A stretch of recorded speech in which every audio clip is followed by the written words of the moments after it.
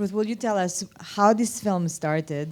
How, like, the different kind of like iterations of it, and how was it? There were some iterations. Well, first it was a feature, and then it was maybe going to be a series. Well, it was going to be a series, and then it was a feature again. And how it started, I mean, and that's just because really, this is where I diss the broadcasters and the buyers and all of that stuff, because we have to talk about abortion as it is. It's healthcare and not a political issue. So, I thought, wow, Trump is elected. Things are going to get a whole lot worse about a lot of issues, especially abortion. I'm going to make this film. I see Liz on MSNBC on election night in 2016, and I thought, this is going to help me, the pain of what is ahead. This is going to help me. I'm going to make this film, and fortunately, Liz was, and Abortion Access Front were planning the Vaginal Mystery Tour, and so I knew that in order to tell this story, that it would be really important to sort of hitch our wagon to Liz's wagon with comedy, because the situation had gotten so dire, only it got way more dire. And so, in terms of the iterations of the film, we came here in 2018 with 2 work in progress episodes, hoping that it would be a series, and there's so much material. We'll talk about that in a little bit, because there's a lot of people here that had to manage all of that material. And so it was just really important. And then also we were building the plane while landing the plane while, flying the plane, because everything kept changing. I mean, who knows how many things happened while we were sitting in here today about abortion, what other backroom decisions were being made. I actually know the answer to that. Okay, please. That's not a hypothetical question to me. You were getting messages on your phone. Yeah. So, please, what are they? No. So, yeah. Liz, you've been doing this for a long time, and you've kind of like make us all feel safer in a world of unsafety with your work. Tell us what it was. One of the things, I've learned many things with this film and with your work, but one of them that I think is crucial is to make that connection between the extreme cold awfulness of these people and legislators. What other things can we do? Like, what can we tell all these lovely people to start doing tonight when they get home? Well, before I answer that, I would just, if everybody who's ever worked at AAF in this room could stand up so you could applaud them, because there's a lot of Liz.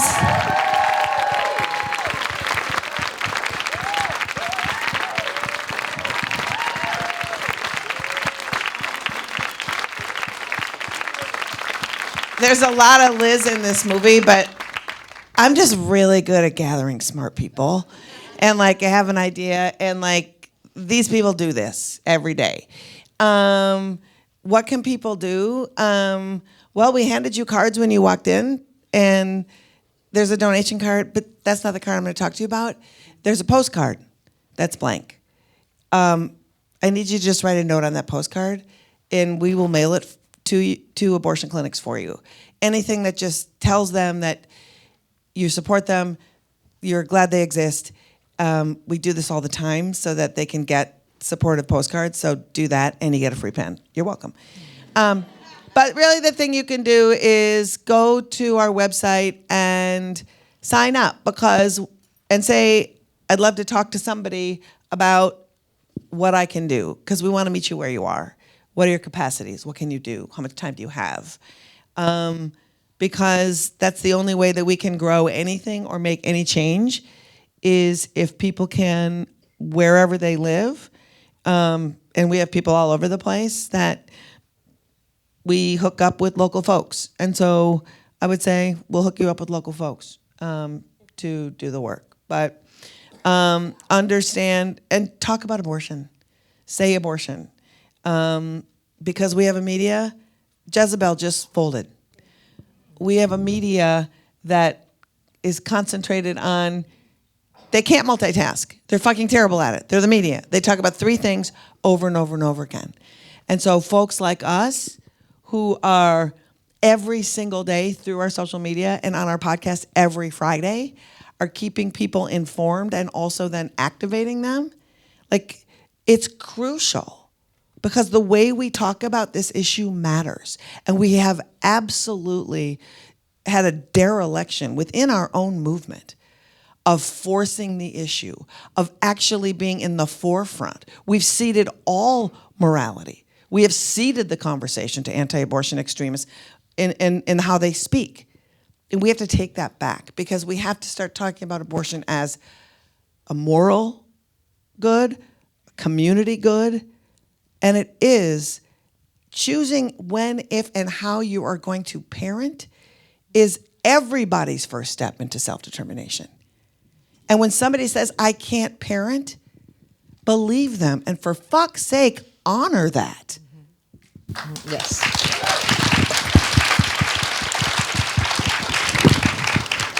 I will say amen to that. Amen.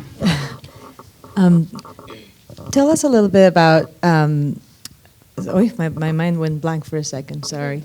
I was thinking about all these incredible people at the Pink House and how amazing was the way you created there to support the human shields that were protecting the women that were seeking the abortion services. And how was it when you realized that you had been filming at the center of what then will later become like the horrible news about Roe versus Wade? Well, first of all, Kim and Dorinda. Yeah. I don't want to take the credit. No, Kim and Dorinda from the Pink House are here. And Laura, Yes, please. and Laura and Renee Chillian, and I don't know, I can't see them. Please stand up. Up. Over there, please. There they are, Laura and Renee. Yes. Kim and Dorinda, please stand up. Kim and Dorinda. Yeah, because I just want to do a reframe when you said we created nothing at the Pink House. The Pink House defenders are an incredible group of badass people who we were inspired to come down and bring support to, and it is wondrous what they are fighting off, and what you did for those patients is an inspiration to all of us. Absolutely.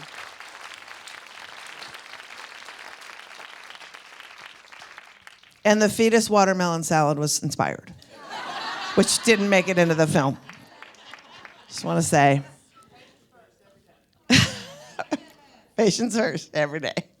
And it is like, what Liz says in the film is like, it was just a matter of what case was going to be it. And, we certainly always expected that it could be Mississippi, but it could have been Ohio. It could have been all of these different places. But we did go back to the Pink House a lot because of you, right? We went to a lot of places along the way, but we went back because of you, because, Kim and Dorinda and at the helm, but the other Pink House defenders, they worked their jobs around their volunteer work. And that was just really important to us to check in with them, document them, and just, make sure that we were covering it over years. And so, we love you and we love everything that you do, and yeah. And I just also want to say, too, that as we think about the fall of Roe, oftentimes when it comes to abortion advocacy, the clinic and the escorts and the funds are the community that's created. And so when those clinics close down, those communities dissipate, and then the gathering spaces stop. And while we're desperately trying to get people care, the erosion of community is the part that we really need to think about, because that's the part that's really fucking scary. And so especially in states that no longer have abortion care, thinking about supporting those activists there, because that needs to happen. Because some of those clinics are trying to stay open just so they can be guidance places and rallying community spaces. It's really important. So when you see organizations, and we have them on our website in Alabama, like the Pink House Defenders, who still exist, because those people need to still be activated and aware. It just matters, because we want to keep local people supporting and growing local movements. These ballot initiatives happened because people who live in those communities decided to get it on the ballot. 8 times, 8 states, 8 times they codified Roe into their state ballot initiatives. And it's because those communities existed and were able to grow. So that shit's really important. And what's also really important are these states where everyone feels like they're safe, because they're not like this one, and like Illinois, where I live. And, one of the things that we're seeing in Illinois is so many CPCs, so much money being spent on billboards, all up and down the highway, so much more, so many more antis, because, they're so emboldened. Oh, here are all of these states where everything, it seems like it's okay. We're going to let everybody know it's not okay. And I feel like there's an extra amount of, vitriol that's happening in those states too. Well, also, I live in Brooklyn, and I live part of the time in Minnesota, and Minnesota has become singly the best state in the United States to live, because of a 1-vote majority. And so when you think about those things, and you check into your state. Also, safe, what does safe mean? There's people who live here, people of color, marginalized people, who there's language barriers for them to getting care. They don't live in these cities. People who live in rural New York have a really hard time. There's 98 fake clinics in this state. I'm sorry, 97, I lied, fact check. But, so think about, we're only safe if abortion is in every state, accessible, and free.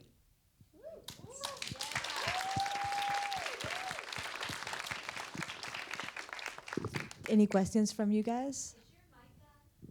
Mine? Yes. Oh, yes. But it doesn't matter. I'm not important. What would you like to ask this incredible woman? Any questions? Comments? How long was the first cut? 7 years. Ken Burns intervened. I don't know. And then I was trying punched to come him. up with a joke. Well, this was the 98th. I'm going to get Georgia and Alana all the way in the back. Our editors, who really had to decide. Georgia Harvey and Alana Myers.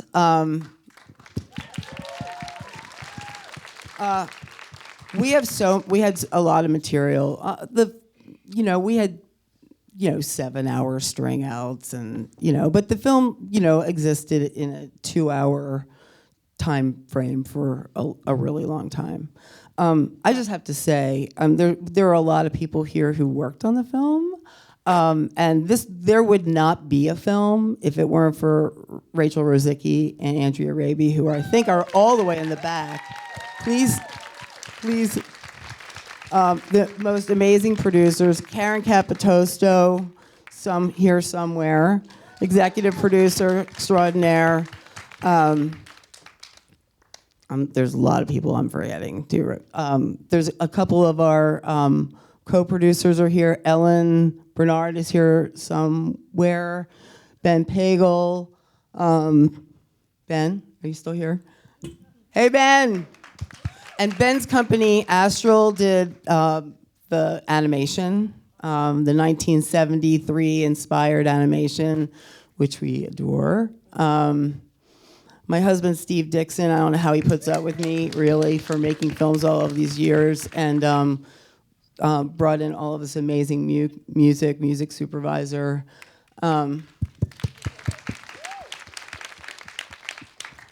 Ooh, they're turning the lights on us. Well, I do want to say something as the producer. So I know we had a lot of issues with tickets, people forgetting their tickets. Hold on to your ticket and your ticket number, because there's an audience award.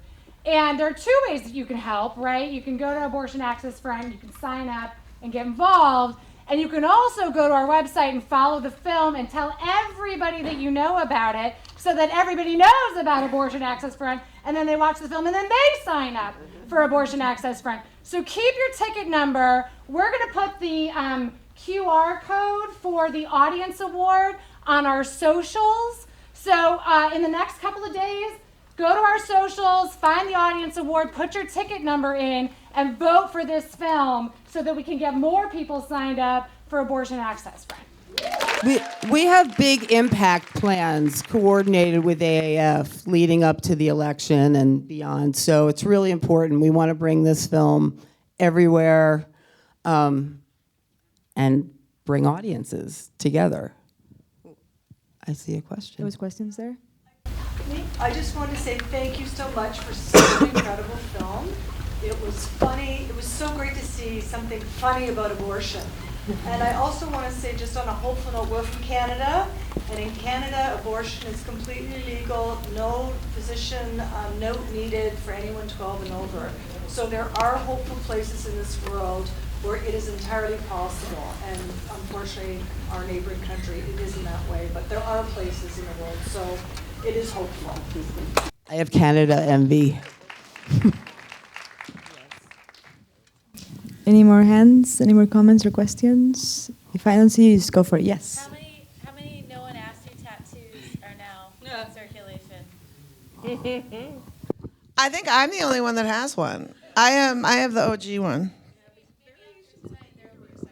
There's variations of the uterus, but I just got sick of saying no one asked. Like, I would just fucking say it every minute to these men who would just like scream and scream, and I was like, no one asked you. Literally, no one asked you. And then I just put it on my arm and I would go like that. I thought a few people got that tattoo. A lot of people have the uterus, but not everyone has the whole regalia. You know, my sleeve.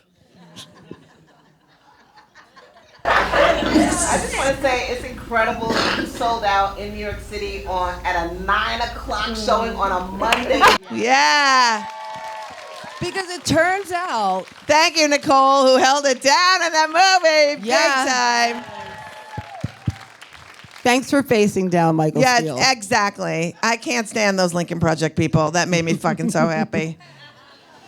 And it turns out that, you know, abortion is popular and people like comedy, and they need to, like, we have so much, you know, activism fatigue in this country. I think people are like, yeah, I could be involved, but really I just want to check out. And we really wanted to make a film so that people wouldn't check out, and so that they would get involved, and that they would pass it on and galvanize people and bring people together for house parties, and realize, using the AAF tools, because, you know, we wanted to make a film that was really like very clear of like, I could actually do something. I could do this one thing, you know, like Liz talks about in the film, and like you see in the Operation Save Abortion gathering at the end that got together 10,000 people streaming at one time for 9 fucking hours or 12 hours or something that day, which was crazy. It was like a Fish concert for abortion. That people could look at that and go, I can actually do something, instead of burying their head in the sand and doing nothing. You know, this is not a film that's for people who disagree with it. It's not. It's simply not. It's for all of the people out there who agree with this, but who feel fatigued, feel they can't do anything, feel that, you know, it's too much, or, you know, too many years of Trump and COVID and everything. No, you can be joyous and be in a movie theater, and you can get together and look at the calendar that AAF has, and here's what's happening in my area, here's how I can participate, and you can be involved, because I think people really do want to be involved, and Liz and AAF show you how to be involved. I also want to say, too, that at any given time at AAF, the most people we've ever had work for us is around 13. So all of that shit that you watch get made, 13 people rallied volunteers and stayed up all night and made that shit and hated my guts because I was like, no, it's going to be really fun. But that is a thing that I think seems unimaginable, but like, it's just, I'm sorry, I apologize to everyone who ever worked for me right now on this stage for saying, it's going to be really fun, really, just going to get some gum and some tape and a van, and it's going to be awesome. Ruth, would you like to invite to the stage to your wonderful collaborators so people can see them? I would like to get the comics and the AAF people and Kim and Dorinda and Laura Renee, and there's a lot of people. Come on up. Teams, come up. We want- show your faces. Yes. Please. gotta do that selfie. Yes. Please, please, please. Molly Gaby. Jill, come on up. I saw Alex for a second. Sharon. Yes, please. Kat Green. Hi. Up, up, up, up. Gavin, what are you doing? Get up here. Who do I have to shame that's not getting up here? I can't. That's okay. Jill Sobel. Jill's here. 2 rows. We need 2 rows. There you go. This is Kenise, an I know, is Kenise still here? Kenise, come on. Don't think I don't know. I know who's in this room. There's a lot of us. Okay, we need some extra pictures of this moment. Everybody has their camera ready? Stephanie, what are you doing? Stephanie, what are you doing? Hold on. Jessica, is Jessica up here? Jessica Morandi, are you up here?